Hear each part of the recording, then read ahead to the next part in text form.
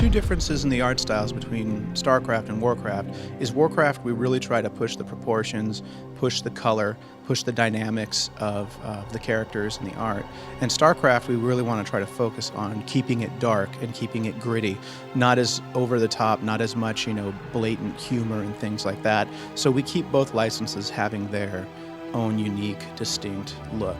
And, we're still working on that. We just recently pulled back some of the team color on our Starcraft units to make them not as bright.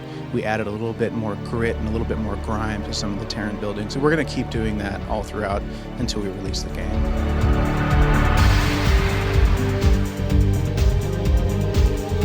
Starcraft II takes place 4 years after Brood War, and we've already shown right now that Jim Raynor is in there. We've shown shots of Zeratul, shots of Kerrigan. So there's like little characters that you've met before that are making recurring roles. As to where the story goes from there, we can't really get in too many details, unfortunately. But we're basically taking off a little bit after where Brood War left off, and we're going from there.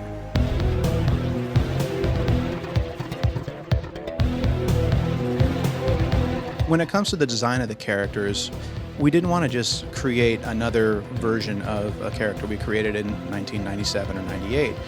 We really tried to take the essence of what the creature was, for example, the Zergling, small little rabbit, bite your ankles sort of critter, and then just keep that and then update it with, a couple new features just to keep it fresh, It's a unit that's evolved over the past couple of years. It's not the same thing that you saw, back in 97.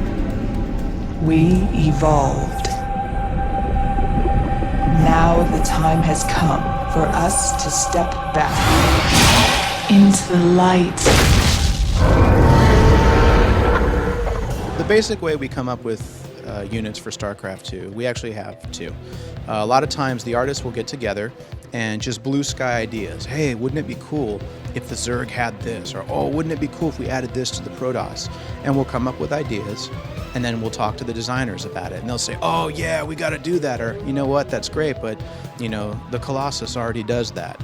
And that's when we decide, oh well, do we want to change what we have, or do we want to, and then also a lot of times the designers will come up with an idea like, we need a unit that's fast moving, that does splash damage, and can attack air. And we'll go, okay, well, what would that be?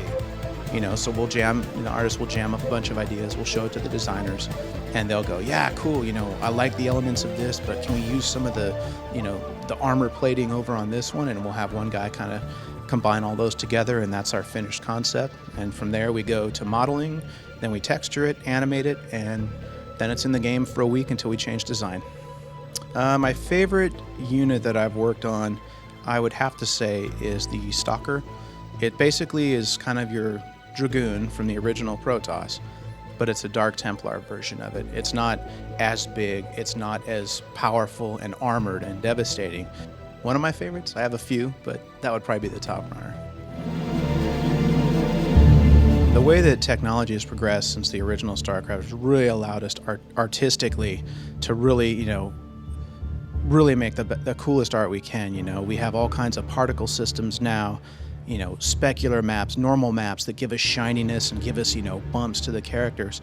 I'd say the hardest thing with that is trying to keep the focus gameplay. We can make all these killer explosions and all these great lasers, and then you can't see anything on the game map. You got some cool looking effects, so we try to balance that with, we make our explosions, but we don't go too crazy on them. We want gameplay to stay the focus. We don't want people getting distracted or not being able to select units because there's 400 million nukes going off and they cover the screen. So we really try to keep artistically ourselves, pushing ourselves artistically, using all the latest technologies and everything, but still keeping the gameplay like first and foremost.